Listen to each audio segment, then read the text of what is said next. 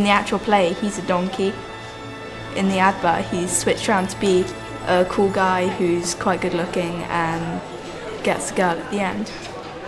Highgate Wood is a large comprehensive in North London with specialist status in performing arts.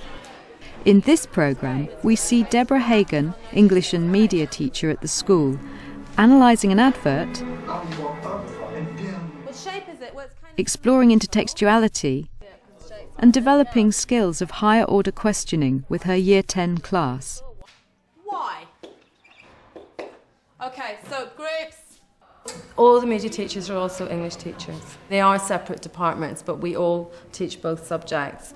My own teaching, the media, feeds my English teaching quite considerably because a lot of media teaching is about analysis.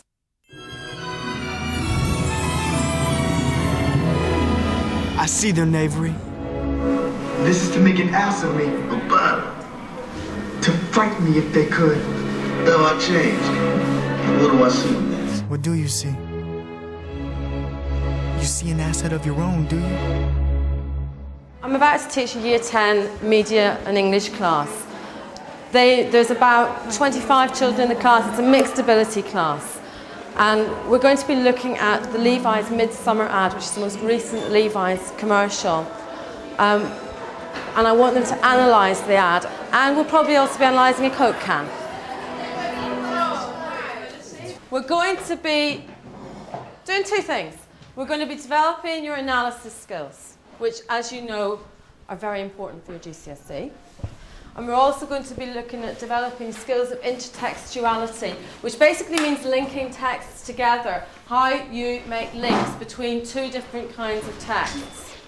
So I started with, the Coke can and asking them to ask me questions that would make me describe the Coke can, and then questions that would make me analyse the Coke can, which was basically to illustrate the difference between sort of lower order and higher order questioning. What colour is it? What colour is it? Well, it's red and it's got a bit of yellow on it and a bit of white. What shape is it? What shape is it? Well, it's kind of cylindrical. Now I want you to come up with a question that would make me analyse this media text.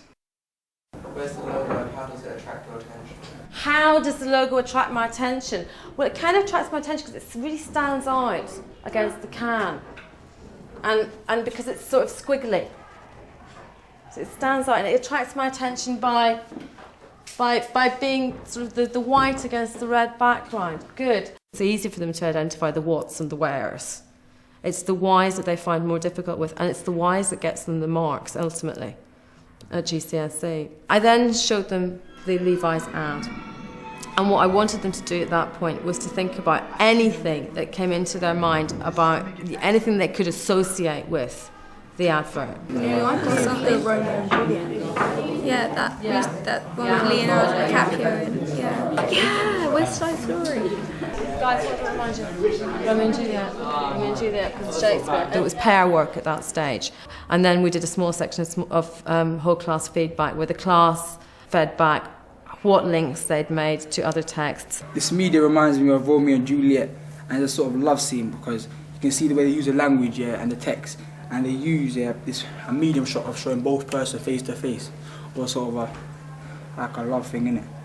Like also because how it's that scene in Midsummer Night's Dream is actually about a donkey. Do you want to say a bit more about what the scene is in Midsummer Night's Dream? She wakes up and she's under some spell and she falls in love with a donkey, and he's that donkey, and then it's like a funny scene because she's speaking all romantically to the donkey. That's right. What version of Romeo and Juliet does it remind you of? It reminded me of the one with Leonardo DiCaprio because they're dressed in modern clothes and it's in modern times, but they're still using the Shakespearean language. Yeah, absolutely. Anything else that reminded you of with the Baz Luhrmann film? Tybalt in the Baz Luhrmann version, he's kind of an Italian, and they run that a gangster lifestyle. And here you've also got the gang thing. I actually don't think this advert would have ever been made the way it had been made if it wasn't for the Baz Luhrmann film. Okay, it refers to it in the way that they've set it up, if you like. And that is your intertextuality. Okay, that's you making links between texts. Is there anything else that it reminded you of that wasn't to do with Romeo and Juliet? I thought it had quite a theatrical feel, the way he was it was as if he was talking to himself, even though he was speaking around about other things, like if you'd see it in the theatre, they'd be talking to themselves. And the music backing it as well, it was quite classic, even though it seemed quite modern at the same time. Yeah. From that point, I put them all into groups. They were in separate groups, and they had to come up with a list of analytical questions about what they'd just seen. We'll play the video again, and I want you to come up with a list of questions, and the following words are banned. Okay? Okay, so what words are you allowed to use? The lead character says, I am not afraid, straight to camera. Why? You can use why or you can use how. All right. Think of what you're going to ask. I see them, Avery. I have children who never read a book, but they all watch something, TV or DVDs or whatever.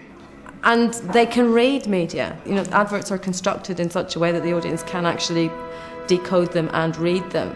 So the issue with media teaching really is, it's about making what's very familiar strange. Okay, you've got 7 minutes.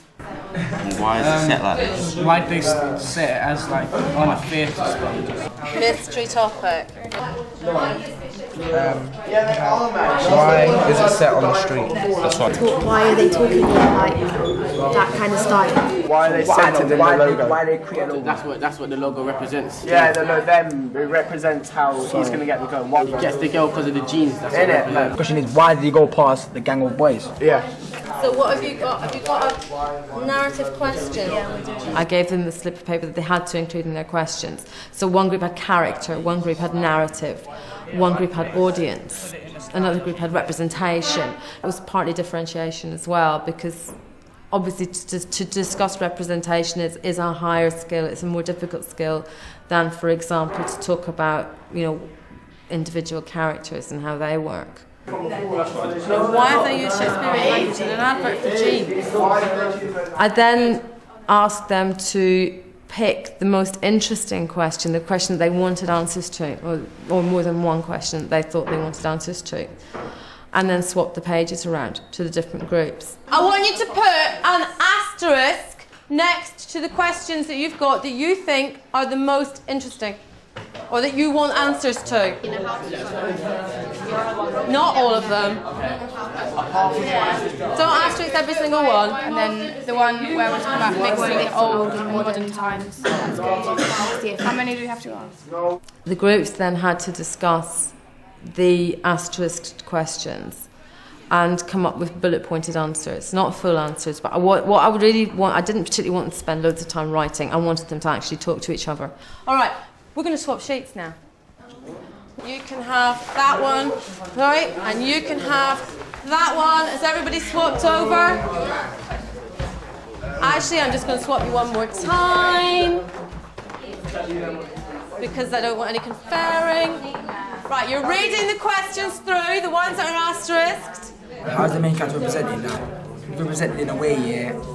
That he's fearless. It's about getting them to think analytically and getting them to be more comfortable with higher order questioning and with analytical skills. No, but the jeans make them fear him because he's wearing the jeans. Yeah. And they were able to make links, like they used Shakespeare because Shakespeare is iconic and regarded as very high quality literature, and so the suggestion that if you wear a pair of 501s that you're a individual and you stand out from the crowd, even though everybody's probably got a pair of 501s. Okay, right, I'm going to play the film through one more time, and then you're going to answer the questions, okay? What angel wakes me from my flowery bed? That they shall see I'm not afraid. I pray thee, gentle mortal, sing again. Mine ear is much enamored of thy note. Start with the ones that are asterisked. Don't write loads, just bullet points. I want you discussing it. I want you to talk to each other. Why have they used someone else's dream for this? Yeah, because the advert's quite short, yeah. So if you use something that everyone knows, like, they'll understand it a bit more. Why have they moved it from theatre to the street? I understand this because why have you see it used to be played in the theatre? Yeah. Why have they moved like the concept of Midsummer's Night Dream from the theatre to the street? Saying what the genes can give you, what the genes will make you be like, and how they can give you like a love life and make you confident and everything. Normally men are portrayed as being strong and quite confident and kind of like, you know, masculine, but in this he's kind of, I can do anything, I can be sensitive and I can go out and show my emotions, so that's quite rebellious as well. And at the end of the lesson, I got each group to pull out one question and answer which they were to feed back to the whole class. They start with long shots. Why do the shots get closer as they go on? And this creates an effect. Why? The shot shows, our answer is, the shot shows us the importance of the scene, and then they're promoting the product to their target audience. They're like focusing in on the main guy, like showing that he's the one selling the jeans. Yeah. Which group asked that question? Was it yours? Yeah. Was that what you had in mind? I think it probably was. I mean, the jeans is what they're trying to sell. So obviously, they make subtle references in the shots to the jeans, like when he's trying to get the money and stuff. How is the lead male different from the other male characters in the scene? And we put he's like different from the other characters in the scene because he's wearing the jeans, so he's like obviously better than them. So he's higher than everyone else because he's got those jeans. Yeah. And he was like the tallest out of all of them. So He was also the tallest. Our question was why did they have a play in the theatre set in the street, and the answer we came up with was it makes it more interesting and sets more of a contrast between modern and olden days and Shakespearean stuff. Okay, why else would it? What streets was it set on? Like New York City, like Bronx. Why would they set it in New York rather than in Crouch End? Lots of teens in the UK at the moment, they aspire to be kind of like young American teens by like dressing the same, like. And New York's got such like a diverse music and art scene that it's seen as kind of a diverse city. And there could be gangsters represent their culture. That kind of guy's a more emotional, more emotional, caring, loving person. So he got different kind of representation for his culture. So they all have different kind of mixture of different things. You know, I like teaching textual analysis through media texts because they are accessible in a way that some children don't find the written word as accessible, and yet those skills then are transferable. I mean, certainly what I would have wanted to go on to do with the work that we did today was, first of all, to get a written piece of work out of them, to do some short burst writing. So they're completing paragraphs on their different subjects. So we'd create a class essay, if you like, and then take the same sorts of questions, get them to use the same sort of questioning in, for example, using the AQA anthology, using the poetry. What you've all done today is you've analysed. Now, you can use the same skills to analyse poetry, to analyse stories, to analyse Shakespeare plays. It's about asking the right questions. And you've all been asking those questions today. So next lesson, when we look at something different, when we're looking at poetry from the anthology, I want you to have some questions in your head. Why have they done it this way? Why have they set it out this way? Why have they chosen this language? Okay, let's get packed up. You can download resources and lesson plans from www.teachers.tv.